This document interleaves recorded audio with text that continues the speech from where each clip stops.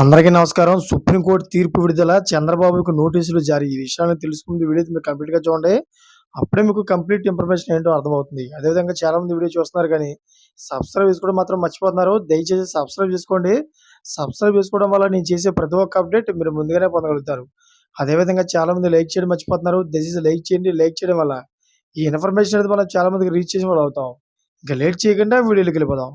Friends, ఉండి assembly నియోజకవర్గం TDP sitting MLA Raghuramakrishnaraju కేసులో నిందితుడిగా ఉన్న సిఐడి మాజీ ఎస్పీ విజయపాల్ ముందస్తు బెయిల్ కోసం సుప్రీంకోర్టును ఆశ్రయించారు. ఈ కేసులో సుప్రీంకోర్టు ఆంధ్రప్రదేశ్ రాష్ట్ర ప్రభుత్వానికి నోటీసులు జారీ చేసింది.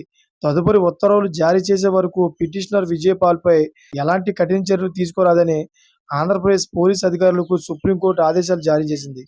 తనను కస్టడీలోకి తీసుకున్నప్పటికీ సిఐడి పోలీసులు అధికారులు చిత్రహింసలకు గురి చేశారని, ఆ పోలీసు అధికారుల్లో సిఐడి మాజీ పోలీసు అధికారి ఆర్ విజయపాల్ కూడా ఉన్నారని వైసీపీ మాజీ ఎంపీ ఉండి నియోజకవర్గం TDP sitting MLA Raghuramakrishnaraju case పెట్టిన విషయం అందరికీ తెలిసిందే. అయితే ఈ కేసులో పోలీసులు అరెస్ట్ చేస్తారనే భయంతో విజయపాల్ ఆంధ్రప్రదేశ్ హైకోర్టును ఆశ్రయించారు. అయితే విజయపాల్కు ముందస్తు బెయిల్ ఇవ్వడానికి నిరాకరించిన హైకోర్టు గత నెల 24వ తేదీన ఆయన బెయిల్ పిటిషన్ను కొట్టివేసింది. అయితే హైకోర్టులో ఎదురుదెబ్బ తగలడంతో విజయపాల్ సుప్రీంకోర్టును ఆశ్రయించారు.